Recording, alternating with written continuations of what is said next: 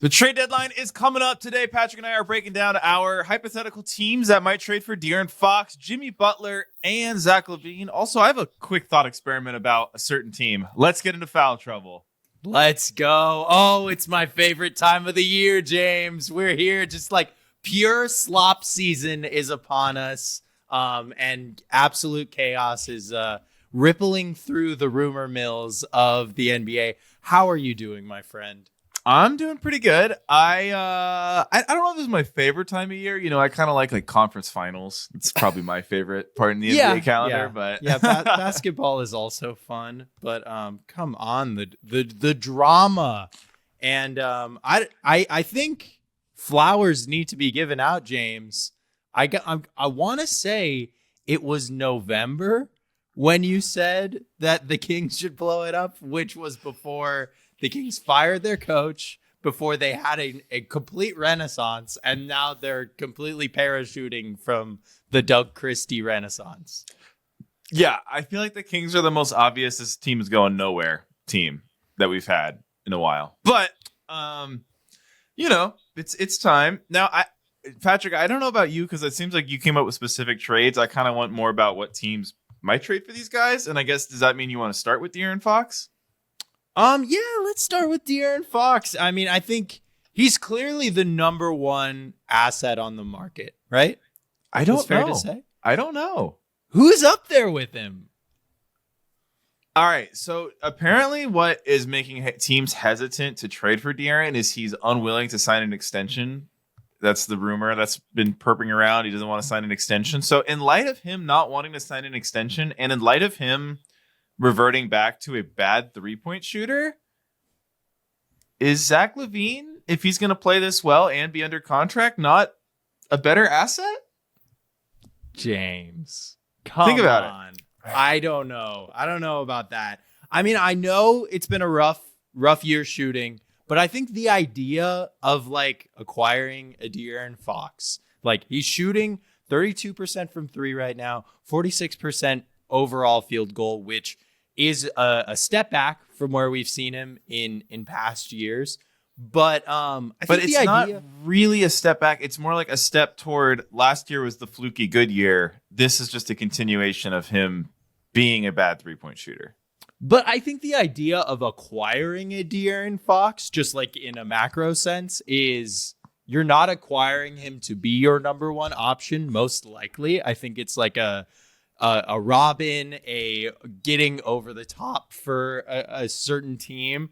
And I think that kind of lends itself to being okay with that. I think you should expect his shot quality to go up, but I'll let you continue.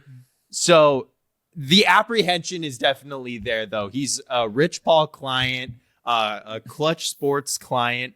Those kinds of people usually get to the places that they want to go. Yeah, and that's why I was like, maybe Zach LaVine. Not if they had same number of years on their contracts, I would have 100% said De'Aaron. But if you're trading for De'Aaron with the risk of De'Aaron might leave, then I feel like I'd rather just trade for LaVine if I'm like, okay, whoever I'm trading for, I want to keep.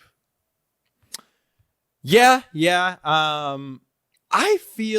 don't know. I think there's more places that he would resign than he's letting on right now. Yeah, I would agree with that too. And part of the initial report from Rich Paul even mentioned that Rich Paul said to the Kings, like, hey, if I were you guys, I would trade De'Aaron Fox right now, even to a team that isn't our preferred destination, just because he's a free agent this summer and it's going to get real really quick. And that is one thing that I kind of want to just like go over and talk about real quick. So right now, De'Aaron Fox is going to be eligible this summer to sign a large extension. I believe he's a fully unrestricted free agent this summer. And one thing to keep in mind is he is almost definitely not going to be a Supermax eligible player. So his Supermax would be, I believe, like 5 years for like 296, but only the Kings would be able to sign him to that. Once you get to like a non-bird full max extension that is not a super max extension, that's like a 4,219, which is a really, really good contract for a guy like De'Aaron Fox, in my opinion. Yeah. So, I mean, the 4 teams that I had on here, I had 2 without a question mark and 2 with a question mark. I had the Spurs because, I mean, there's been a lot of reporting around that. I think that makes a lot of sense for the Spurs. Definitely. I had the Miami Heat, maybe in some sort of bizarro 3-way trade involving their disgruntled star. I had the Raptors as like why not? Like, a lot of smoke around the Raptors, especially this morning, about them potentially wanting to make a big move. Oh, I didn't even see that. But yeah, the Raptors, I mean, yeah, pairing De'Aaron with Scottie, kind of getting this rebuild started. I don't think De'Aaron's going to claw you out of the lottery, so I think that's still pretty good. Max, in another 3-way involving the Heat, could there be a T-Wolves? Only because the Heat apparently are not, they're kind of interested in Julius, I heard. So I looked into the Timberwolves options, and I think if it were to be the Timberwolves, which I think would be kind of a match made in heaven from like a guard standpoint with Ant and De'Aaron, it's important to remember that the Timberwolves are a second apron team, so they would have to shed a lot of salary in a separate trade to get to the point where they could cobble together, a Julius Randle, Rob Dillingham, and I don't know. They also have very limited picks, so that would be a tough one. Was there another team you had? The Magic, I think, make a little bit of sense. He's definitely not the shooter that I think is who the Magic acquire in a perfect world of getting a superstar. But I think, I don't know. I think the price should be a little discounted just for what you're getting if you're not the preferred destination, which I don't even know if we've said, but from all reporting has been San Antonio thus far. All reporting has also been not the Lakers. Yes. Yeah, I know. Which is honestly like very Kings legend, De'Aaron Fox like attitude right there. I think all Kings fans would appreciate him not going to the Lakers. I do have a insane sleeper team that no one is talking about that I am obsessed with this opportunity. Okay, so hear me out. De'Aaron Fox and Trey Lyles for Jaylen Brown. De'Aaron Fox and Trey Lyles for Jaylen Brown. This trade would save the Boston Celtics so much goddamn money on luxury tax and initial salary. So Jaylen Brown is on a 4-year, $236 million contract right now. The highest salary that they could trade or that they could sign De'Aaron Fox to is that non-bird 4-year, $219 million contract. So they'd be saving roughly $20 million in overall salary, but that gets like way larger once you talk about second apron penalties. And I ask you the question, James, who has to add picks in a situation like that? Who is the better player? Oh my God, that is actually really, really difficult because we've talked so much about what does Jaylen Brown, or to a lesser extent Tatum, but mostly Brown, look like on a not super team. He's literally only played on these super stacked Celtics teams. We have no idea what Jaylen Brown would look like. So I feel like his value is so hard to determine. Oh man. And I think it's a match made in heaven of like what, in my opinion, the Celtics really need is like a stir of the drink, Yeah, I guess my only hesitancy from the Celtics side is like, okay, we've got to recoup Jaylen's size somehow. Not that Jaylen's the most tall player ever, but like also what is this going to do to our guard rotation? Are we going to bring both White, Holiday, or I guess for the Celtics, the only tricky thing is they're already operating above the apron and it makes it kind of feel like a secondary trade is needed. But I love the creativity on that trade for sure. I was rewatching the Celtics Rockets game from 2 days ago, and while I was prepping for this episode, and I was like, this Celtics team, they just, I don't know. There's something not perfect there, and Obviously, this is a trade that's probably not going to happen, but I think with how flexible Drew and Derek White are as like, they can kind of play three. You can get really creative with like bringing in like a true point guard, but obviously that's probably not going to happen. I am rooting for that trade now. Right? Wouldn't it be crazy? You heard it here first. Oh my God. I feel like a Jaylen Brown Sabonis team would just, I don't think I'd watch a game. Oh, I'd watch one game and then I would never watch the Kings again. I could not pay you to watch a game of those two stars. But I think you could argue that the Kings would also be a better team. You could argue that. I don't know. I don't know if I would. I don't know if I would either. But if there's one thing that the Kings have a gluttony of, it is small guards. Yeah, I guess if your argument is like Keon Ellis in a bigger role can really step up, and then all of a sudden you've got Keon Ellis, Jaylen Brown, and Sabonis. Like I think that's pretty decent. You got Keon Ellis. You've got Devin Carter. I was a huge Devin Carter guy in the draft. You can really feature him a lot more. You still got Malik Monk doing his thing.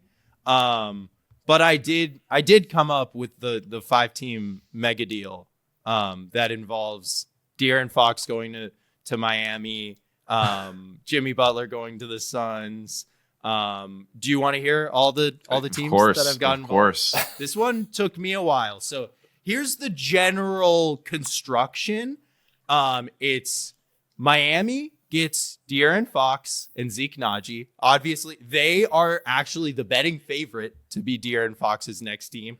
You've got the whole Bam Adebayo, De'Aaron Fox college connection there. The Kings receive Michael Porter Jr. and two Miami firsts and two of the Cleveland, Minnesota, Utah worst picks that the Suns have. The Suns obviously get Jimmy Butler. Denver receives Zach LaVine. They've been rumored to be interested in Zach LaVine all the way back to December by The Athletic. And then the Bulls get Bradley Beal, which they've been rumored to be interested in. The OKC 27 first that Denver has.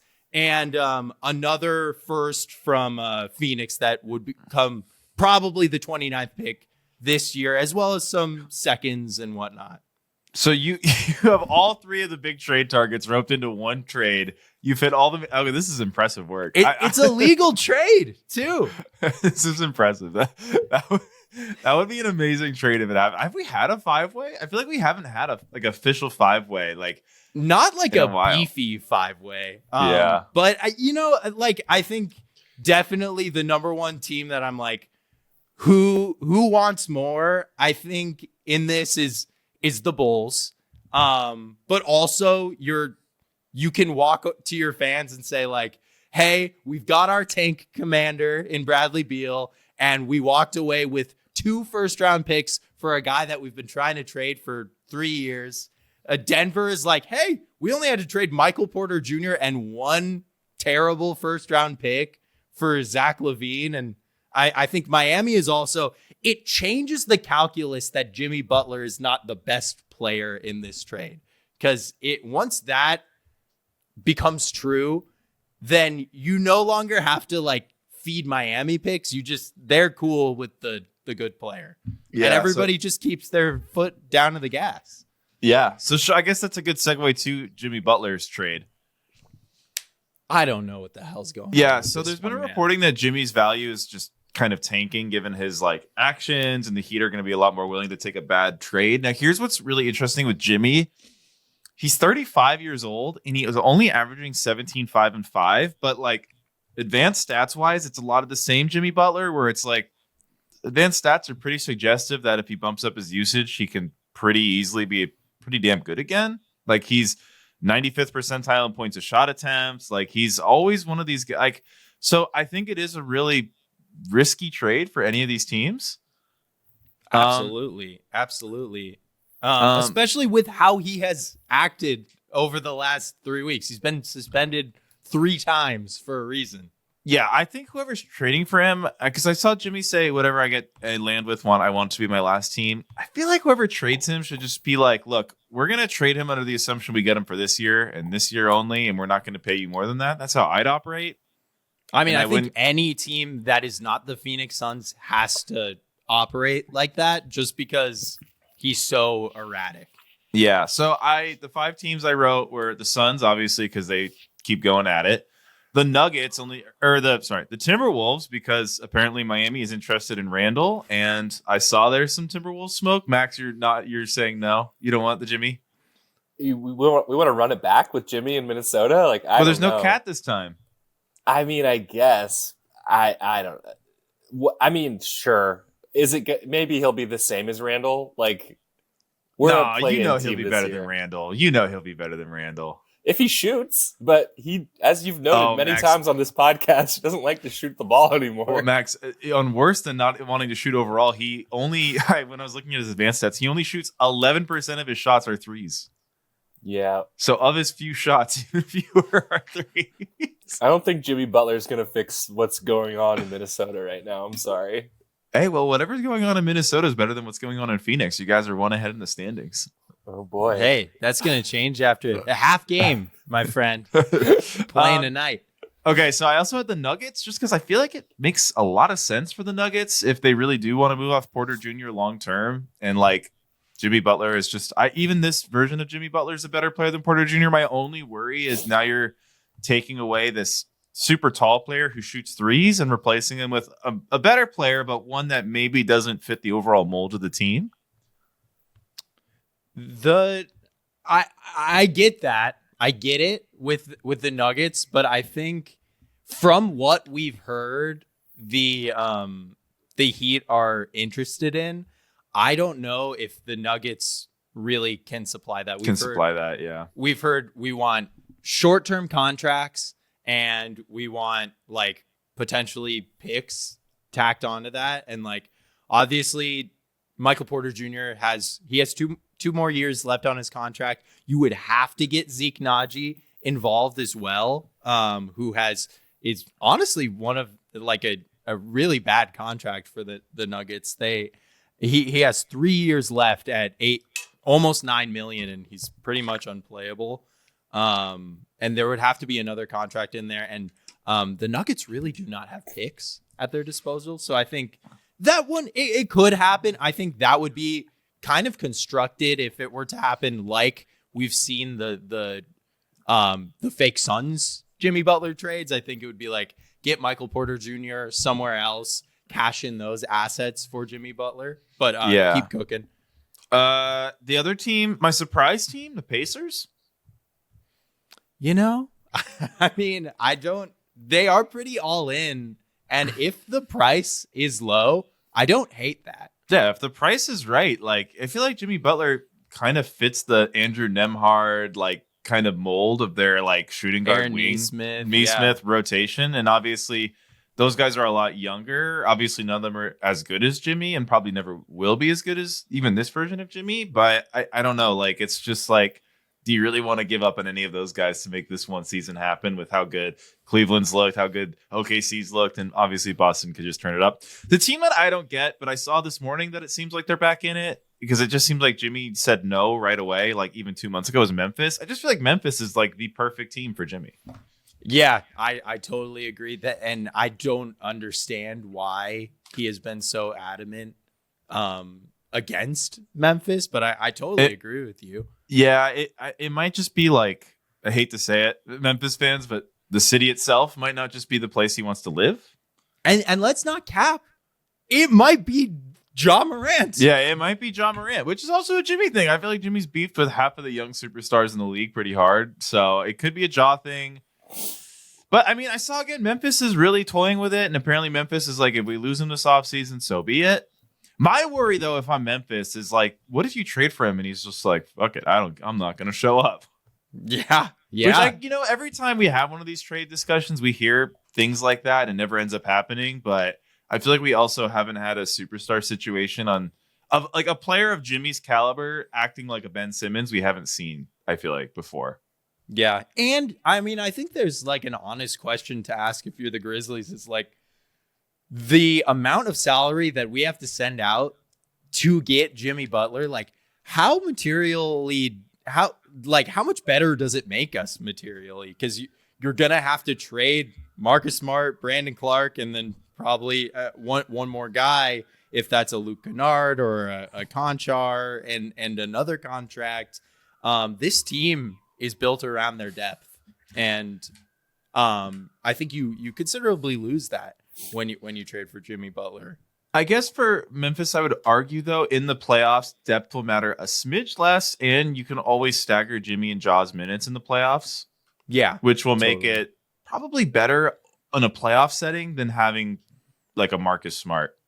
Yeah, I do also think I would be interested to see what a Ja Morant, Jimmy Butler offense looks like, because I think they are kind of more similar players in terms of shot diet than you might first imagine. A lot of rim attacks. But that's what I think makes Jimmy really interesting is Jimmy is a fantastic off the ball cutter and mover, and I feel like we haven't really had Jimmy play with like that type of creator next to him like ever. Yeah, like Goran Dragic was definitely more of a score first guard. In Philly, I mean, I guess with Ben, Jimmy made it work with Ben, and he was always the like, how is a Jimmy, Ben, and Embiid offense going to work? And it was a lot better with him there than without him there. And then, yeah, in Minnesota, they didn't really have the guards to get him the ball. Obviously, Chicago, Rose is definitely more of a score first guard. He's never really played with the guy who really can maximize his off the ball movement. So I do think like Pacers or Memphis actually could like surprisingly be a lot better than people might anticipate. Yeah, and especially, I mean, they have an amazing just system there. They've Taylor Jenkins has never been bad. Hey, I got a question for you.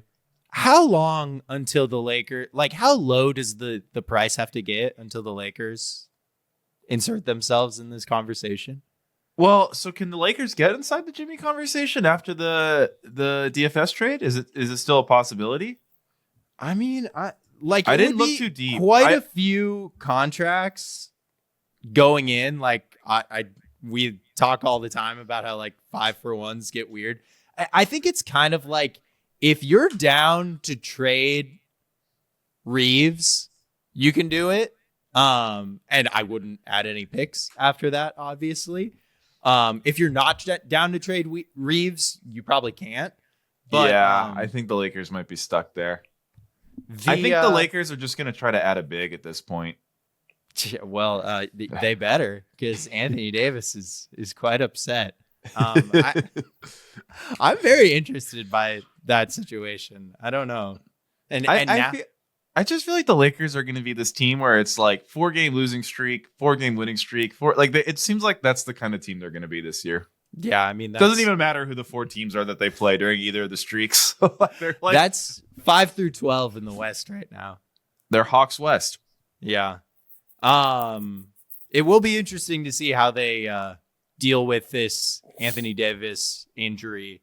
The news, he left last night's game with an abdominal injury, and now I guess he's going to be reevaluated in 1 week. So hopefully for Lakers fans, they can chill over that week, but it's so close, you know? Yeah, it's a tough week too. The Lakers are playing like Milwaukee twice in the next 8. They think they're playing another really good team twice in the next 8. Yeah, they're playing the Knicks in there.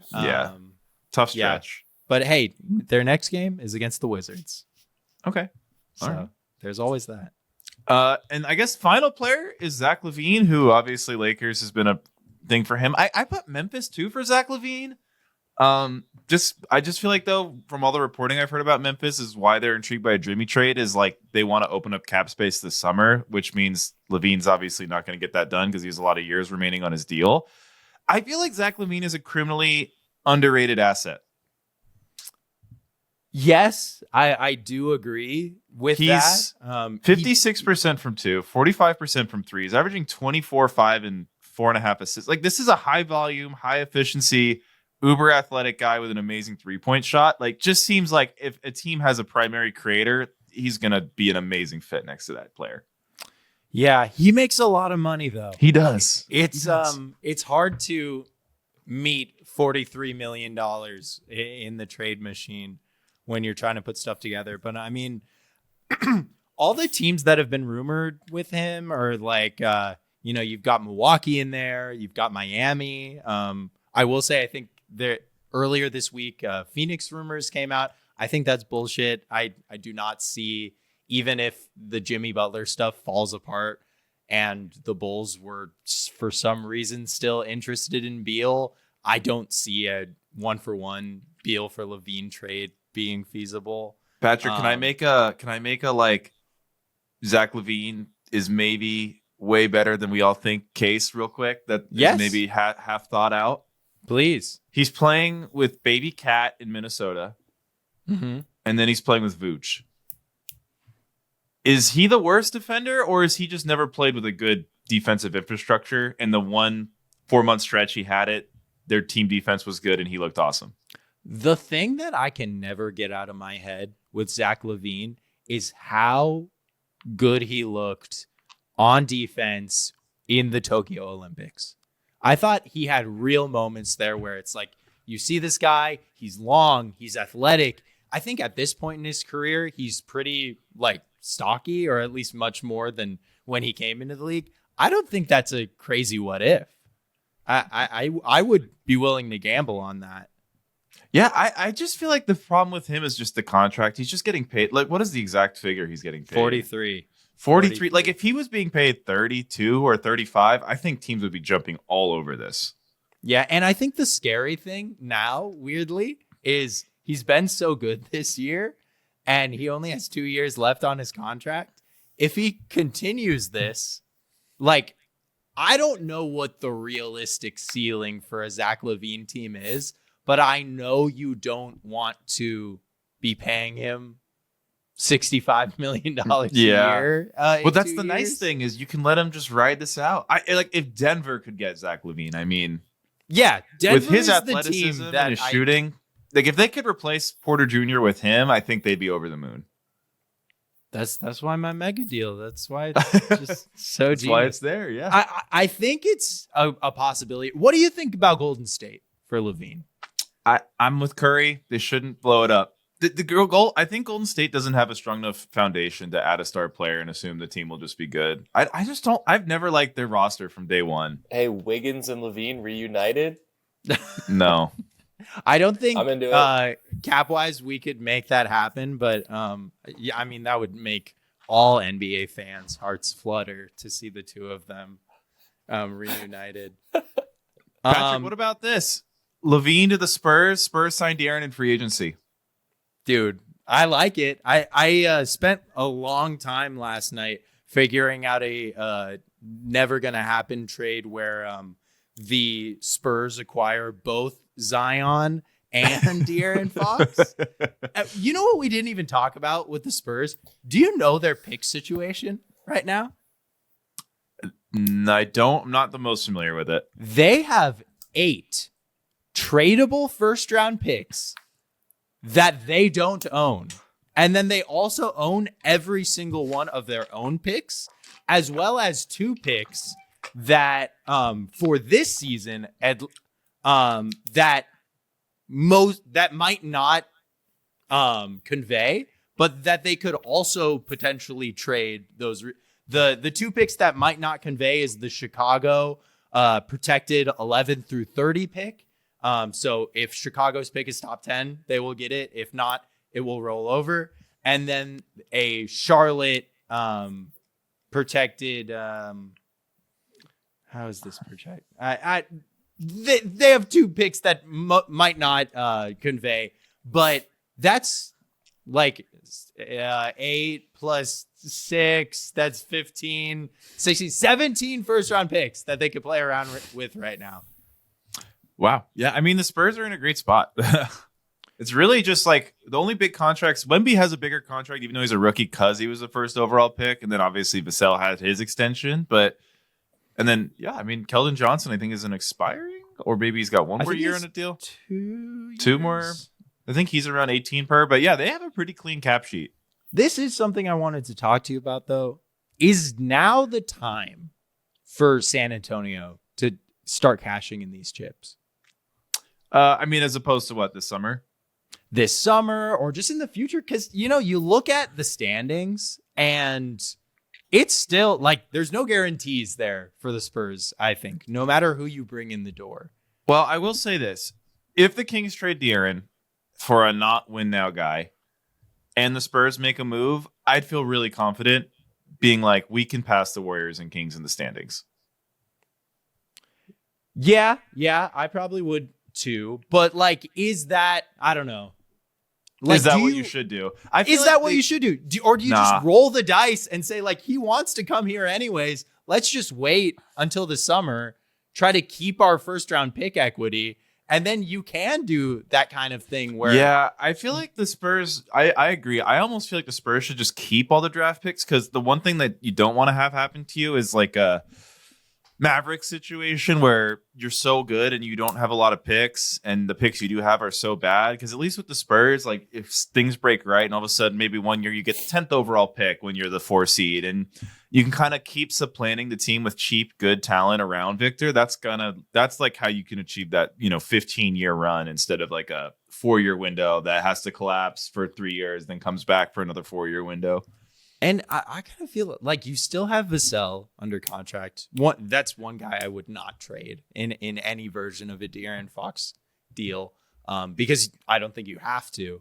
No. But, you could, if you end this season really hot and let's say you make it into the first round and have a tough fought series against Houston or OKC or whoever, and then you come into the offseason in a position where you can sign De'Aaron Fox and then you can go out and make a trade for a third star. And then you're just like, hey, we've got a big 3. Wemby's in his 3rd year. Like, let's go for it. And we only had to trade, X amount of picks to make this happen. Yeah. Yeah, no, I like it. Is there any other LaVine teams going back to Zach? Yeah. I don't hate the Clippers for LaVine. It's definitely like if the price is right thing for the Clippers because they are so hampered on picks after the Paul George and James Harden trades. But they've been so good. I don't hate the idea of, cashing in. And obviously, Ballmer's not a guy that's too scared to pay some money. Yeah, I guess I just feel like it could make the Clippers better. I just feel like the Clippers still they're not going to beat the Thunder. They're probably not going to beat the Thunder, but they don't have their picks. Yeah, that's true. They may as well just keep going. There's no reason not to try to be good. I guess my one thing with that is like, how much better is LaVine going to be than Norm Powell? Because Norm Powell has like one of the best contracts in the league and has been very good. Yeah, it's like, oh, he's going to average 27 points a game instead of 24. Yeah. Like, does that get you up? Yeah. And then, I mean, the one team we haven't talked about at all because the reporting has been so strong that they don't want to do anything is the Rockets. Yeah, I mean, I kind of believe the Rockets that they don't want to do anything. They're the number 2 seed, like, and they're still super, super young. Like, I don't know. And, like, if it ain't broke and everybody's just, everybody's popping off on their team. I gave you your flowers earlier for the Kings prediction. I've never felt better about my most improved candidate in Amen Thompson. Game winner this week. Everyone is on Amen Thompson Island now. I feel like he's kind of untradeable. The Rockets are good. It would be really fun to get that Rockets-Grizzlies second round matchup because I feel like the shit talking would be unreal. Oh, absolutely. I mean, I want... Wait, we're really headed for Lakers Nuggets again? We are. We're headed towards there. It's inevitable. That is LeBron James's penance for being so successful. 100 years of playing the Nuggets in the first round. Oh, man. Oh, Timberwolves Rockets.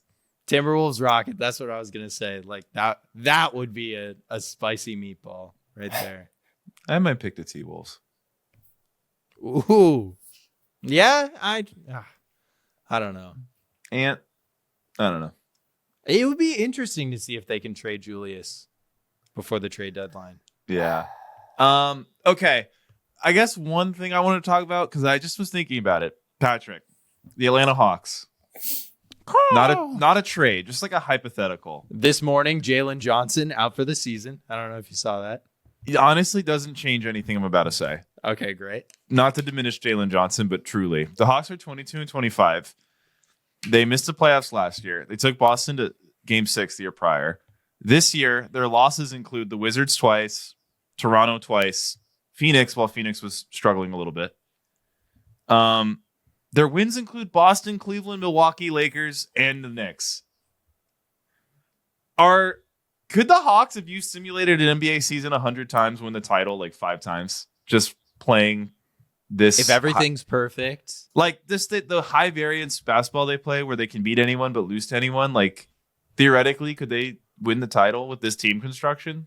If they just get luck, like they went to the Eastern Conference Finals and beat a Sixers team that was like dramatically better than them. Yeah, I mean, I don't hate this take. I don't hate this thought process because that's all we've ever seen from Trae Young Hawks teams is kind of performing over their skis when it matters the most. The whole thing for them, really, in my opinion, that has been their kryptonite from the second they lost to the Bucks in the Eastern Conference Finals in 2021 has just been their health. You know, they have not had one single season where they've been able to keep their wing department healthy. This has probably been one of the more healthy years for DeAndre Hunter, and he still has not been around. Jalen Johnson is just like a complete jackpot find. He can't stay on the court. Yeah, I mean, what wins? We were talking about it the other day. What wins in the NBA? And are any of the things that we talked about things that the Hawks don't possess? But that's what I'm saying. It's like if I'm Cleveland or Boston, I just don't want to play them in round 1. I know Boston beat them, but like, I don't know, man. Like they got taken to 6 when a huge talent disparity. But is it a bad matchup or is it just the Hawks roll the dice every time they play a game of basketball and you just have to deal with the dice roll? Yeah. That's why it's a bad matchup. I mean, it's a bad matchup for anybody. Not the Wizards, though. Not the Wizards. No, they're dominant. The Wizards' wins are all against the Hawks and the Hornets. Like literally. 6-39. Hawks and Hornets dominance, though. If your team starts with an H, don't play the Hawks. No, they're asserting their dominance as the H team. Are you worried at all about the Celtics? They've lost 5 straight games at home. Well, as a Celtics not liker, detractor, hater, no, not really worried. I'm kind of happy, but no, I'm not really worried about. I think they'll be fine. Yeah, they probably will.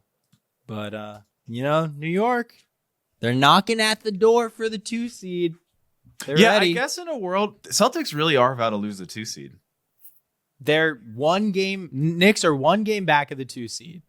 And so that would push them. Oh my God. I mean, if the Knicks took the 2 seed tomorrow, and not that they can, but if they did, the Celtics would be looking at a first round Miami Heat versus Boston Celtics matchup. Yeah. With their new star point guard, De'Aaron Fox. Are Paulo and Franz coming back this season? They're back. They're both back. Yes. Wow. Okay. And the Magic are 2-8 just in their last 10. There's no way the Heat stay ahead of the Magic in this world, I think. It's crazy that they're still above 500. It's Spo, man. Yeah. And Tyler Hero's been good. I feel like people are sleeping on how good Tyler Hero's been. We'll see. We'll see if he sneaks into that All-Star game. Yeah. Okay, we did not do best take, worst take. No, we didn't. I thought about that after. We were just too excited. There's too much to talk about. I had a 5-team mega deal that I worked on for an hour last night. All right, so let's get to best take, worst take, where we give the best takes and the worst takes from the NBA players and media landscape, and then we also nominate the worst take of the week. And after that, the worst take of the month, which at the end of the season, we will decide who's the worst take of the year. And Max, do you have the worst takes of the month ready since this is the last one? Yeah. Okay. Well, let's do this week first. My best take, I had 2. Okay. I got Josh Hart. He said Thibs gave us a couple days off so the minutes police can relax a little bit. I personally don't like the minutes police, so I like NBA players fighting back at them. That's so good. He's just such a good quote. Yeah. And I got Kevin Durant, who against the Wizards, one of the Wizards players said to Phoenix center Nick Richards, a lot of pressure on these free throws. And Kevin Durant said, ain't no pressure against y'all. Damn. Let's go, KD. Wizards suck.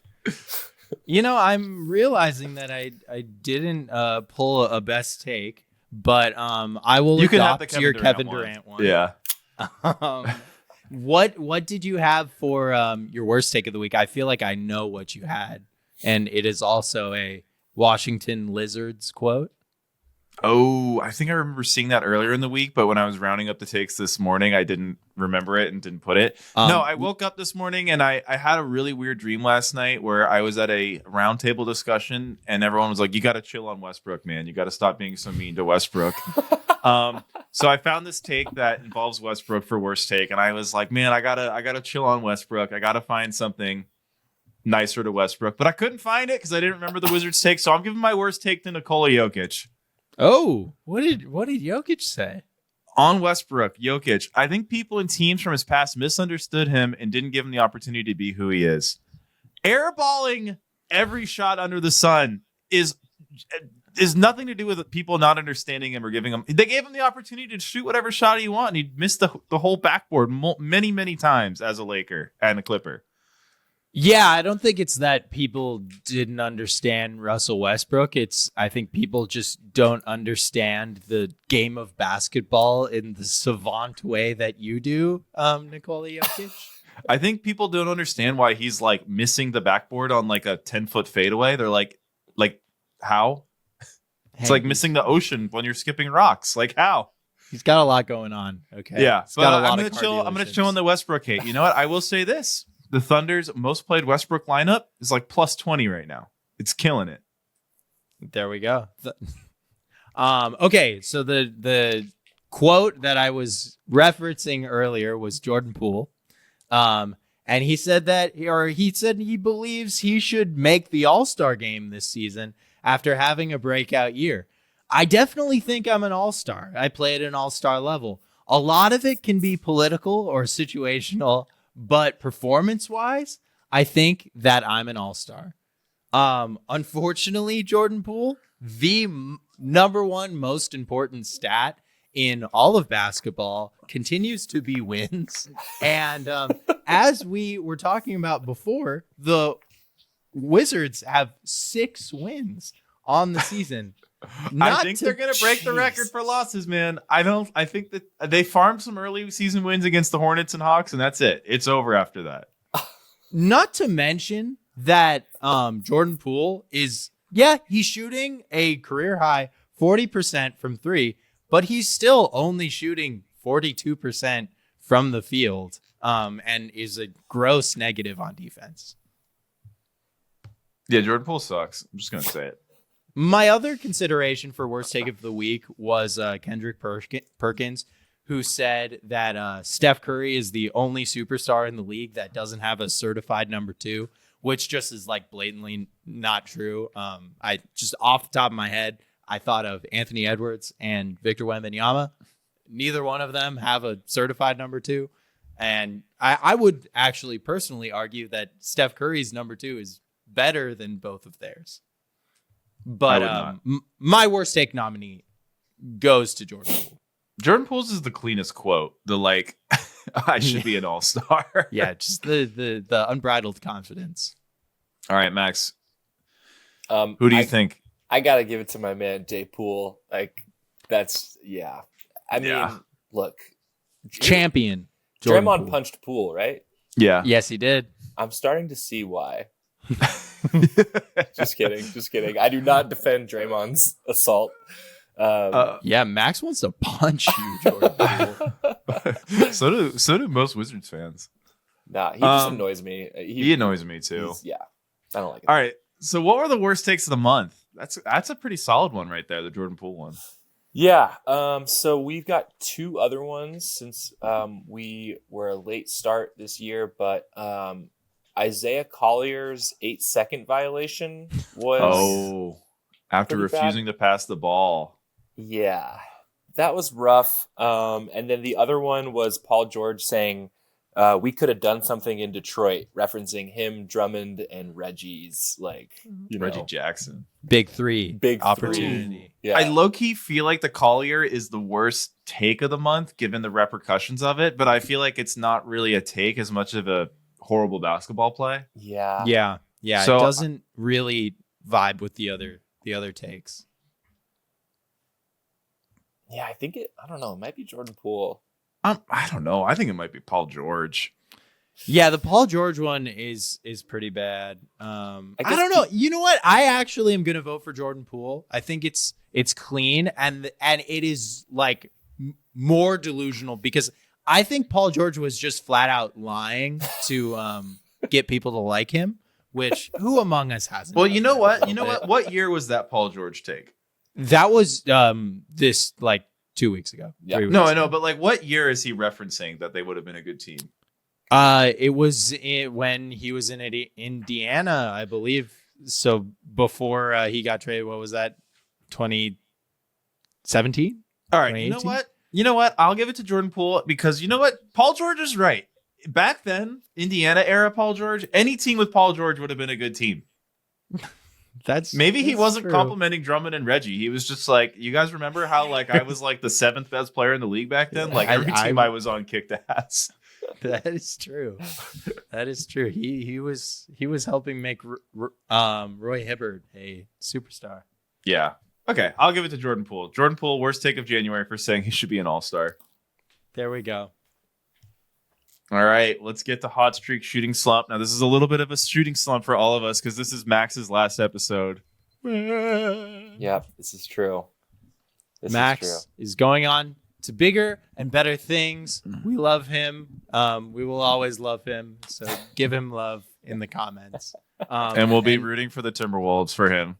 Hell yeah. Yeah, I don't know if I can commit to that. I will. Max, are you on a hot streak or a shooting slump? I would say, I mean, am I allowed to be on a hot streak or is that like... Yes, you are allowed to be on a hot streak. Just next week, you have to be on a shooting slump. Okay. Yeah, I mean, I had a great weekend. My girlfriend and I went to Idlewild, California, which for folks that don't know, is just like a cute little mountain town that's about 2 hours east of LA. We just had a little getaway. We stayed at this funky bed and breakfast. The drive up to Idlewild is wild. You mean up the mountain? Yeah. Yeah.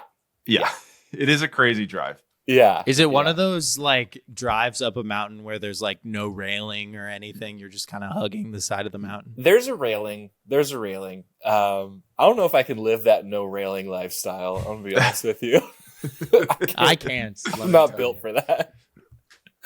But yeah, no, it was great because we stayed in this funky bed and breakfast. Our room was Dolly Parton themed, which was fun. There was like a Dolly Parton pinball machine and like records everywhere and like a cardboard cutout of her, and everything was like Nashville, Tennessee themed.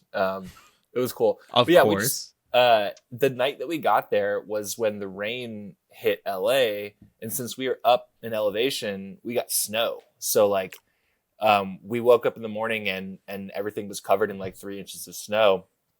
And it magical. Was the whole weekend we were there, it was just like softly like snowing, and it was really pretty. And yeah, it's just a bunch of like old hippies that live in Idlewild who are just kind of like, used to live in LA in like the 80s or whatever, and now just kind of like hang out in Idlewild. And yeah, it was cool. Went shopping, ate some good food, did a wine tasting.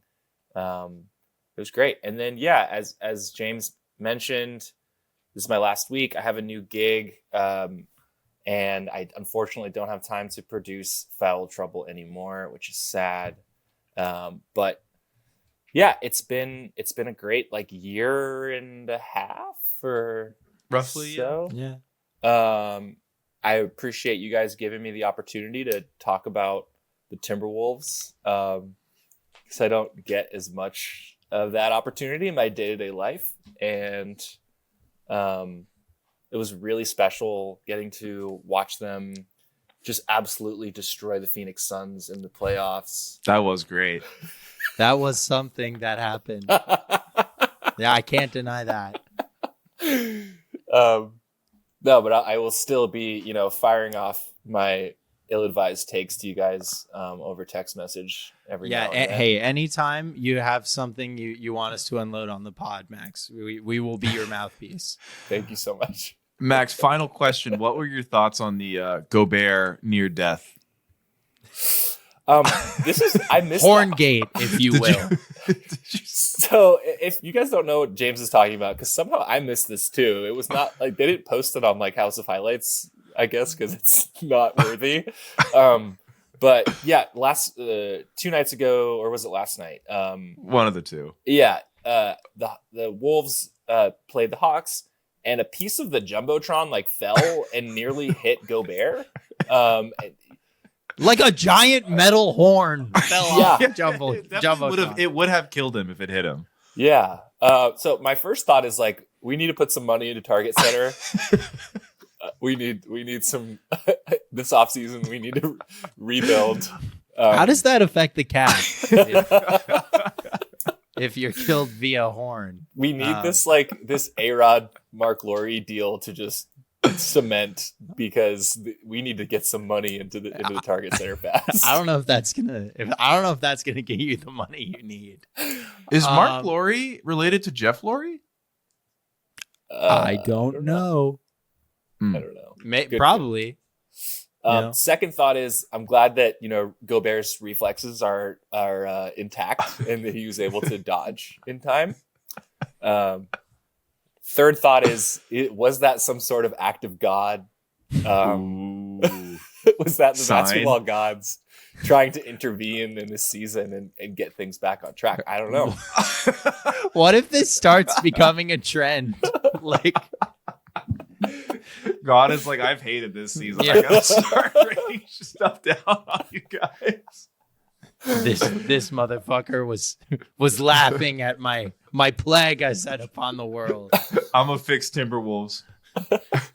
Yeah, I know. If that were to have happened, I think that the only fair way to go about it would be for the Hawks to be on the hook for the rest of Gobert's contract. They just have to take a broken Gobert. Yeah. Hey, one day my Gobert to the Hawks trade will happen. Hey man, I'll take Capella. Yeah. I feel like everyone that has watched the NBA for the last 10 years has made at least one Timberwolves Hawks like superstar fake trade. And whether it was, Cat or Gobert or Trey, like they always seem to fit perfectly and never happen. I just want Trey to spend like 2 seasons with Knicks at some point in his career. I feel like it'd be really cool. I personally think that there's no superstar that is more perfect to be the Nets star than Trae Young. Can you imagine that? Like, he's just like the gremlin of Brooklyn, and he just lives in his little Barclays Center and beats the Knicks. And there's just always videos of him like walking down the streets of like the different boroughs talking shit to Knicks fans. Yeah, he would thrive. He would. No, but he should be a Knick. Imagine the career turn. That's true. Wow, that would. What would have to happen to get to that point? 8 years from now. It doesn't have to be soon. Just at some point. James, are you on a hot streak or shooting slump? Patrick, any week it's your birthday celebration, I'm on a hot streak. Oh, my guy. No, a pretty nonchalant week. Just kind of worked a lot. Obviously watched the football games, which one was an incredible game with a really sad ending. Bills Chiefs, the Eagles Commanders. What a romping. Yeah. And then your birthday. So I get to Patrick's birthday is at like this little dive bar in NoHo, and I get there. Me and my girlfriend get there early, and they're doing a trivia night. So I'm like, cool. I'm gonna partake in trivia night. So me and my girlfriend, we are the Anna Jammas, and we put in our bet slip, and we're the first team they announced, like, Anna Jammas, 5 points. And we're like, yeah. And then they're like, this team, 5 points. And we're like, okay, we're tied. And then every team they announce has like increasingly higher point totals than we did. And I think final scores, the winning team had like 87 and we had 41 by the end of the night. So I don't know my general trivia very well. They were doing, I hate it when trivia places do like incorporate like rhymes and like crazy weird shit into their the worst trivia. was they did one where they're like, here's 6 questions and then you have to guess what they're all related to. And it was like, what is the color of Snow White's shawl? And it was like red. And then it was like all these different things. And then they were like, okay, the common theme between all these things is they're all zones, red, like red zone. And I was like, go to like a dungeon and suffer and die there forever. Like, I'm not trying to do some like New York Times game like right now. I'm just trying to answer trivia questions. No, it was really some 5-head nonsense. It was ridiculous. Yeah. Yeah, no, but it was a fun time. It was good to celebrate. Last year, Patrick and his like whole squad showed up like Phoenix Suns decked out. Very muted this year. So I think the Stewart family's like optimism for the rest of the season is like pretty tempered this year compared to last year. Yeah. You can always tell how we're feeling about the championship hopes by what we're wearing at my birthday. Yeah, so Max hasn't met your brother Thomas, but it's so funny, Patrick, because you and him have the same like mannerisms, the same hands, the same like way you kind of, which words in a sentence you like to emphasize. It's like so similar. It's just so funny talking to the two of you. Everyone always says we have the exact same voice. He has been He begging. definitely has a more dry voice than you. I will say that.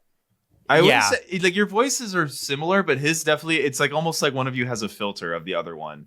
Yeah, to change our bit, cadence is what is like the same. Yeah, the same. He has been begging to come on Foul Trouble to talk about the Suns. So one day we'll make that happen. And you bring guys, him on. All our audio listeners will be like, "Who is talking right now?" maybe we should do like a Lakers Suns watch along. Yeah. Oh, speaking of which, we'll say maybe we'll save that to the end. But we have something very special planned for next week's trade deadline. Anything else about your week that you want to let us in on, James, or should I cook? Yeah, actually, I have a story. This is affecting me to this day because my health problems don't go away. This isn't really a health problem. No, my boy Josh, my financial advisor, he's been asking me to work out with him forever. So I finally go to the gym, and his trainer is like this old head, and he is like, I used to train with Arnold, yada yada yada, and he shows me a picture of him when he's younger, and it's like, yeah, it's a legit bodybuilder, incredible, body. And he's like, me and Arnold invented all the science. So I'm like, oh god, this guy does the most old head workout I've ever done. He's like, no warm up, 15 lateral raises, 15 half raises. All right, 40-second break, back at it. Okay, now you're gonna do like 50 reps of this, and I'm like, what the fuck are we doing, man? I don't do this shit. I don't do high rep. I do like low rep, high weight. I don't do like low weight, high rep. So I didn't have a good time. I don't usually work my arms out that much because I'm trying not to put on too much upper body weight. And like my elbows have just been sore ever since then. And I don't really ever get DOMs anymore because I work out every week, but I don't know. Hey, you didn't stick around for the second part of the exercise where you guys all do a bunch of steroids. That's why you haven't recovered yet. Yeah, that was the key. All right, I'm on a hot streak. Last week was like very intense for me. We did a gigantic shoot for Jesser. So that was on Saturday, and my birthday celebration was on Sunday. So literally the whole week was just like, get past Saturday. And then once like it had happened and Sunday had come, I think it took me until that full Eagles Commanders game was done to finally like wind down of just like the stress of the week. And then I was able to very much enjoy watching that Chiefs Bills game. I'm sorry to bring it up again. I know your boy Josh Allen and your surrogate playoff team, the Bills, just cannot Can't crack get it that done. nut. Can't get it done. But crazy game. And I'm honestly, as a unprofessional sports historian, I am very excited to potentially see a three-peat in an American sports league. We haven't seen one since Shaq and Kobe, which I'm going to be honest, I do not remember because that shit ended in 2002 when I was like 5. So I'm excited to see that. I'm here for history. And yeah, fuck the Eagles. I guess I don't really have anything against the Eagles, but also like you guys are, I don't know, like you guys are fine. You don't need this. And then yeah, birthday celebration was fun, except that bar was like kind of hella whack. It was super whack. We brought like 25 people to this bar, and let me mention we had to pivot last second because the place that we were planning on going had a uncovered patio, and it was raining that day, as in Max's story.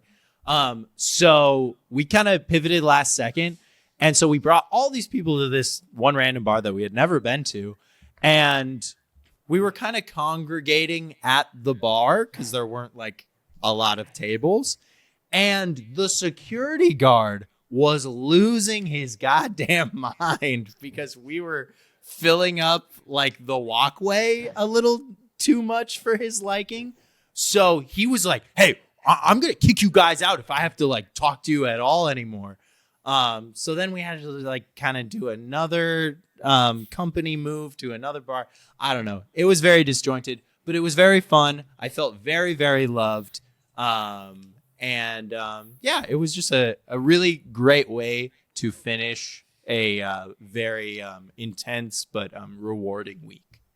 Patrick, I didn't tell you on the way out of that bar, I also royally pissed off the security guard because I like opened the door to leave, and I guess the door hit him, and I guess I just stood in the doorway, so I just had the door brushed against him. And when I finally took a step forward, he's like, "What was that about, bro?" And I was like, "I don't even know what you're talking about." And he's like, "The door," and I'm like, "Why would you stand right where the door opens if?" That's a Commanders fan. He must have been a Commanders fan. That's the only explanation for how ornery he was the entire night. Yeah, no. Like, in defense of the Stewart dynasty, this bar had the worst layout I've ever seen. It was like bar next to super thin hallway and then giant open space, and the bar was not where the giant open space was. And you know, nobody there was sloppy. Like we were all pretty tame. And it's like, dude, like, just take our money and like, just chill. The drinks were good, but it just was too stressful. Yeah, too much. You can't have a bar where you're telling people like you can't stand here. That's just never a good look. But yeah, that was pretty much my week. And then I'm very excited for next week. It's the trade deadline. And should we announce our plans, James? Yeah, Patrick and I are going to be doing a live stream an hour before the trade deadline ends or hits, or the deadline is to be set. Yeah, well, the deadline, it's usually at like 1 o'clock or something Pacific Standard Time. So we'll start. I mean, we'll post everything on all our socials and everything, so you guys will be able to know exactly when it starts. But yeah, roughly an hour before it hits, and then we'll be reacting from an hour after. Hopefully we see some like insane, mega crazy deals, but if not, we'll still be there breaking down every trade as it rolls in. It's something we've never done before, but I think it's going to be a lot of fun. Yeah. So we'll catch you guys next week. Thank you again to Max for all the hard work you've put into the pod. We're going to miss you, Max. Thanks, fellas. I miss you too. And we're gonna miss the Timberwolves. We'll have you thoughts. on when the Timberwolves win the chip, I'm so down. Bring me in.